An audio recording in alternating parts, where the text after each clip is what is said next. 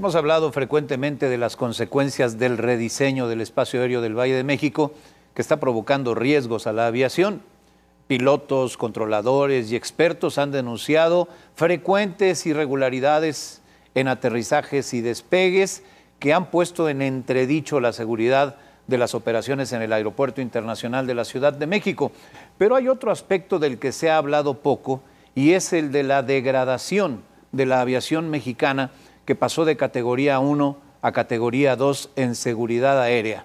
Hoy, justo hoy, se cumple un año de que la Agencia Federal de Aviación de los Estados Unidos, la FAA, comunicó a la Agencia Federal de Aviación Civil de México, la AFAC, las medidas que debía adoptar y los cambios que tenía que hacer para recuperar la calificación aérea. Le doy la bienvenida al licenciado Juan Carlos Machorro, experto en Derecho Aeroportuario y Aeronáutico en el despacho Santa Marina y Esteta. Gracias por acompañarnos. Es un gusto, Guillermo, como siempre, saludarte, estoy a tus órdenes. ¿Cuáles son las implicaciones de haber pasado de categoría 1 a categoría 2 en la calificación de la FAA?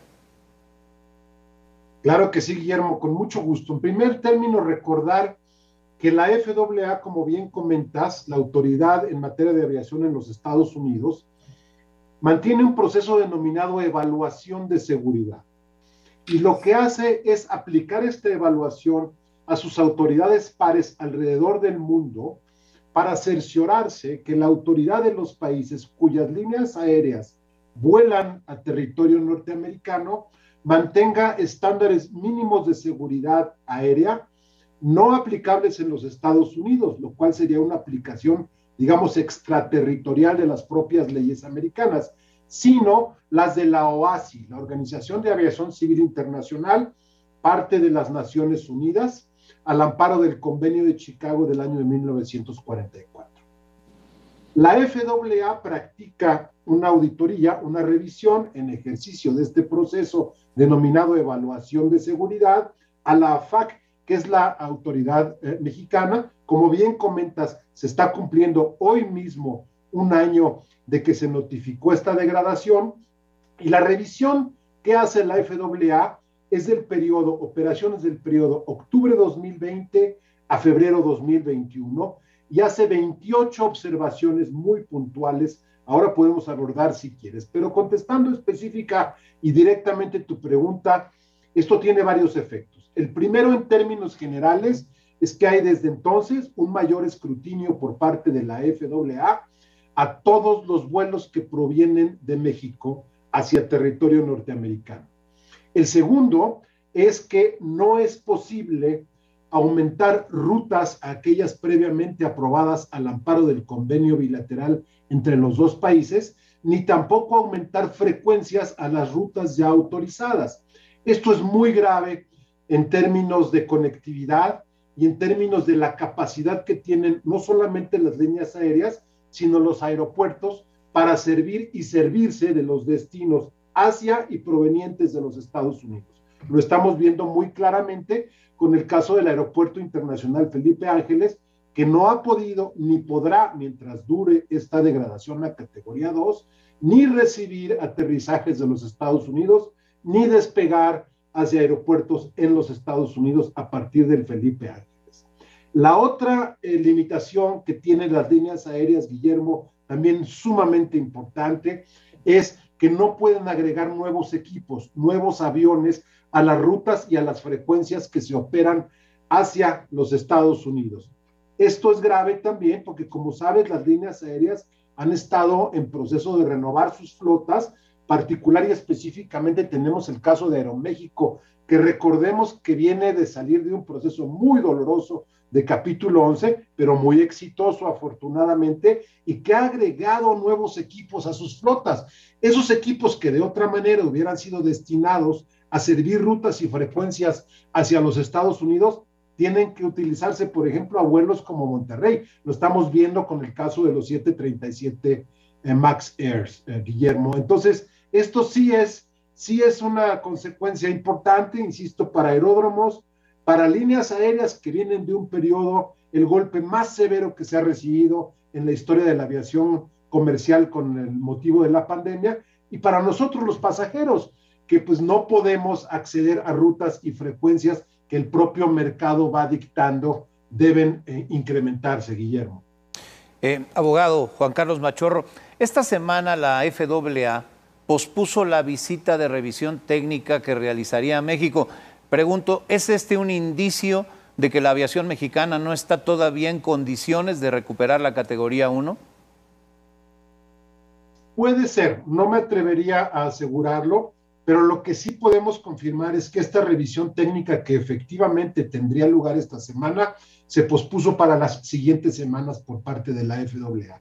Y posterior a esa revisión técnica, todavía viene una auditoría en forma para, una vez revisados los resultados de estos dos ejercicios, la revisión y la auditoría, determinar si hay lugar o no a volver a acceder a la categoría 1, Guillermo. Recordemos que este tema de degradación ya lo habíamos visto en México, específicamente en la administración del presidente Calderón, en el año 2010. En ese entonces se logró reconectar a la autoridad mexicana a categoría 1 en un plazo de alrededor de 5 meses. Aquí ya llevamos un año, y lo que significa esta postergación que tú comentas es que muy probablemente durante el primer semestre ya no veremos el acceso a categoría 1, y está por verse si se logra en el resto de este 2022, Guillermo. ¿Las autoridades mexicanas han hecho lo necesario para recuperar la calificación de la FAA? En el argumento del gobierno federal se indica que sí, que se han atendido ya estas 28 observaciones.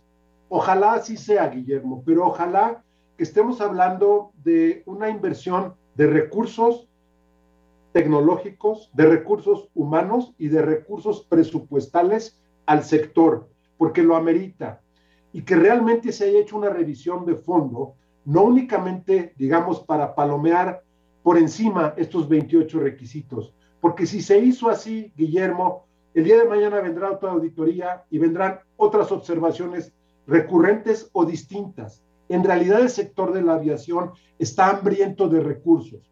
Si juzgamos a partir de lo que estamos viendo, de las quejas y los pronunciamientos de pilotos, controladores de vuelo y otros jugadores del sector, la verdad es que tendría mis serias dudas acerca de que esto haya ocurrido.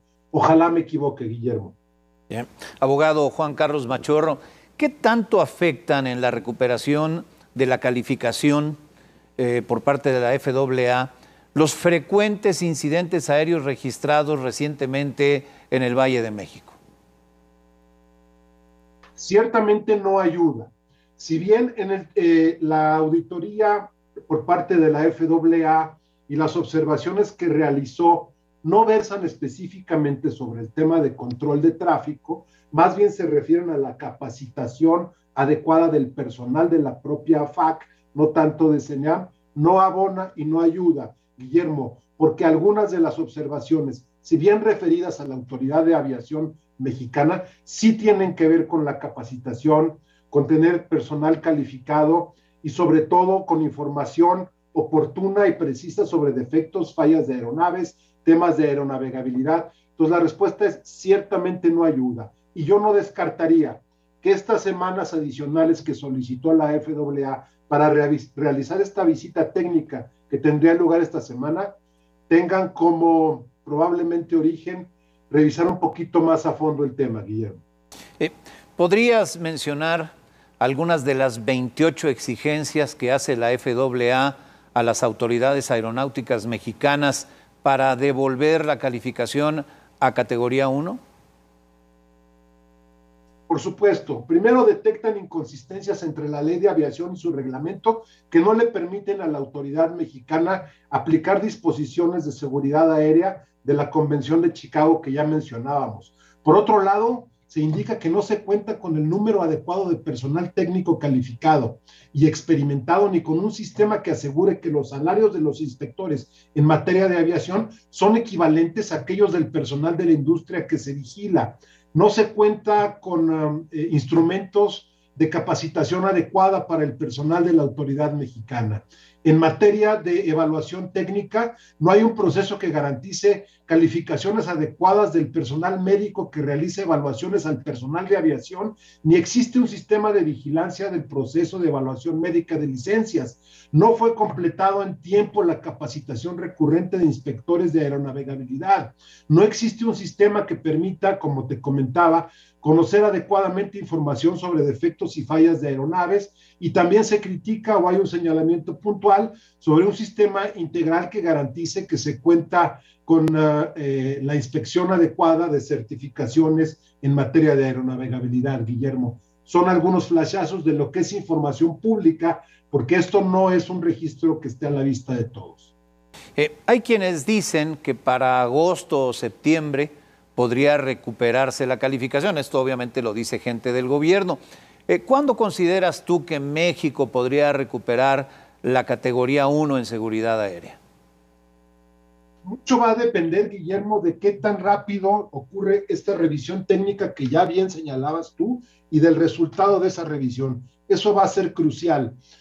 Si salimos bien librados de esa revisión, hay altas probabilidades de que el siguiente paso, que es la auditoría, refleje un resultado o arroje un resultado favorable también, en cuyo caso sí podríamos estar pensando en finales de otoño, inicios de invierno de este año.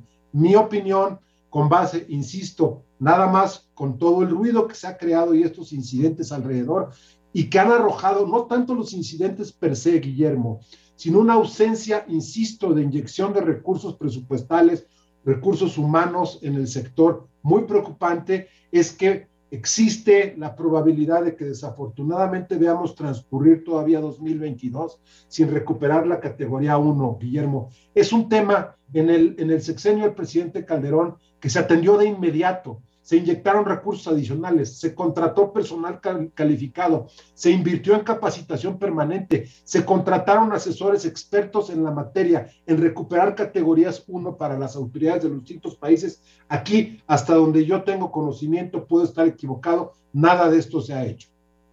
Abogado Juan Carlos Machorro, ¿se ha podido cuantificar el costo económico que ha tenido para el sector aéreo la degradación de la FAA? Hay algunas cifras que hablan, por ahí hablaban de 5,000 millones de pesos para las líneas aéreas. No conozco bien la fuente, ni sobre todo los datos duros con base en los cuales se hacen los cálculos, pero lo que sí te puedo decir es que es un costo muy considerable, Guillermo, además para una industria sumamente golpeada con motivo de la pandemia, que es la aviación y específicamente las líneas aéreas. Recordemos que las líneas aéreas tienen márgenes de utilidad muy apretados, y con motivo de la pandemia ciertamente la pasaron mal. Entonces, esto no abona para nada a la capacidad de las líneas aéreas de operar con un poco más de holgura, Guillermo. Juan Carlos Machorro, experto en Derecho Aeroportuario y Aeronáutico en el despacho Santa Marina y Esteta, gracias por acompañarnos. El agradecido soy yo, Guillermo. Un fuerte abrazo. Hasta pronto.